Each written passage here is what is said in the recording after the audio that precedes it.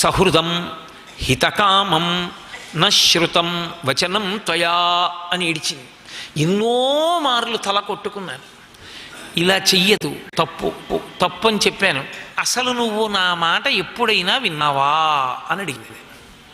అంటే అసలు భార్యని సంప్రదించడం కానీ, భార్యతో మాట్లాడడం కానీ, నేను ఈ పని చేస్తానని చెప్పడం కానీ, నేను ఈ పని చేస్తే భార్య కళ్ళెదురుగుండా చేస్తే అది దాని మనసు గాయపడదా, దానికి బాధ మీద అన్నపాటి ఆలోచన కూడా లేనటువంటి దుర్మార్గుడు. అందుకే మహర్షి ఆయన గురించి మాట్లాడుతూ సకల్ప వృక్ష ప్రతిమో వసంత యువమూర్తిమాన్ శ్మశాన చైత్య ప్రతిమో భూషితోపి భయంకర. ఎన్ని ఆభరణాలు వేసుకున్నా, ఎంత అలంకారం ఉన్నా, ఎంత తపస్సు చేసినా, ఎంత తేజస్సున్నా, శ్మశానం మధ్యలో ఉన్నటువంటి భవనం ఇటువంటిదో రావణాసురుడు వంటి వాడు అన్నారు మహర్షి. అంటే అంత భయంకరమైనటువంటి క్రూరమైన మనస్సున్నవాడాడు.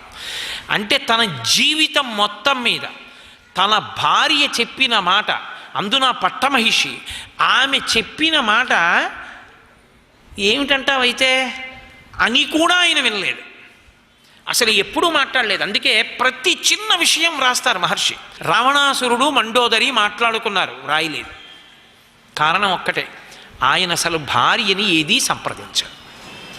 ఒక్కొక్క దాంపత్యం అంత భయంకరంగా ఉంటుంది.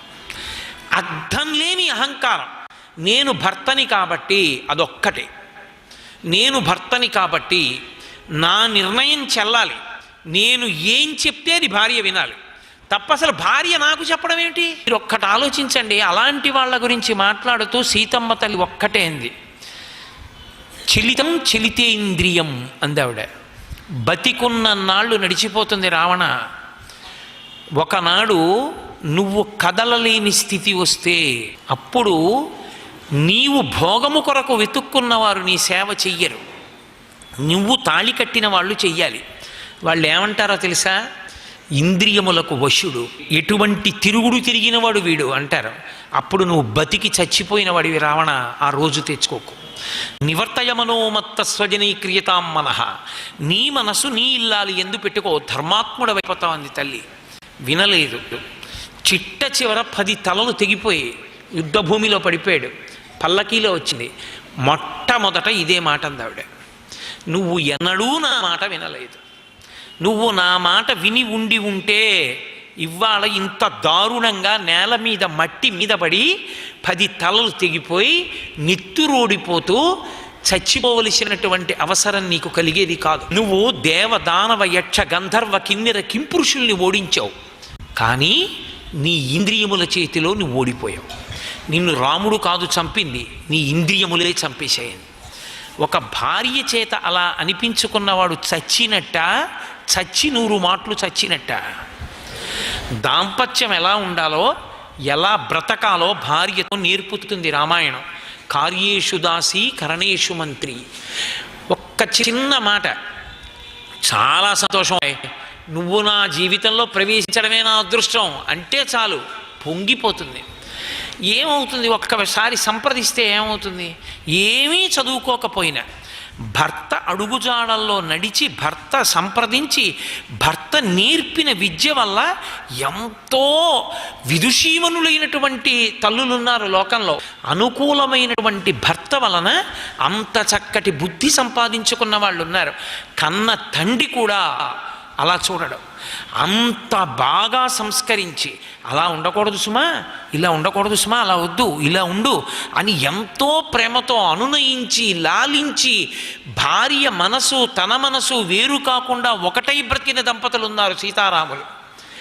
అసలు భార్య మాట్లాడడానికి అవకాశమే ఇవ్వలేదు ఆయన బతికున్నంత కాలం. అది విచిత్రం. చచ్చిపోయిన తర్వాత అడిగింది మండోదరి, దాన్ని బట్టి తెలుసుకోమన్నారంతే మహర్షి. భార్యని ఎంత ఏడిపించి బ్రతికినటువంటి వాడికి సంతోషకరమైన ముగింపు లభించడం కూడా కష్టమే. భార్య అంటే తన ఇంటి లక్ష్మి, ఆమె కంట కన్నీరు కారకుండా ఆమెని పరమేశ్వరుడిచ్చినటువంటి గొప్ప స్నేహితురాలు. ఆమె నీకు జీవితాంతం నీతో ఉండడానికి వచ్చినటువంటి నిచ్చిలి. ఎంత ప్రేమతో, ఎంత మర్యాదతో ప్రవర్తించాలి భార్యతోటి.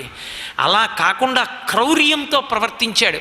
అందుకే ఆవిడ ఒక మాట అంది, రావణ ఇంద్రియాణి పురాజిత్వా, నువ్వు పూర్వం ఇంద్రియాల్ని గెలిచినట్టుగా అనుకున్నావు, తొక్కి పెట్టావు కాలు కింద. ఇంద్రియాల్ని నువ్వు గెలవలేదు, గెలిచాననుకున్నావు. జితా త్రిభువనం త్వయా, దాని వలన 3 లోకములను గెలిచావు. అంటే తపస్సు చేశాడు. ఎంత తపస్సు! ఏం సామాన్యమైన తపస్సు ఏమిటి? దానికోసం అన్ని సుఖాలు విడిచిపెట్టేశాడు. విడిచిపెట్టడం అంటే ఎలా? ఇంద్రియములను గెలిచి కాదు. ఇంద్రియములను గెలవడం అంటే ఏమిటో తెలుసా? మనసు విచలితం కాకూడదు. చూడకూడని వస్తువుని చూసినప్పటికీ మనసు మాత్రం కదలకూడదు. కదలకుండా మనసు అలాగే ఉందనుకోండి, ఇంద్రియాన్ని గెలిచేశాడని గుర్తు. సర్వం శ్రీ ఉమామహేశ్వర పరబ్రహ్మార్పణమస్తు. స్వస్తి.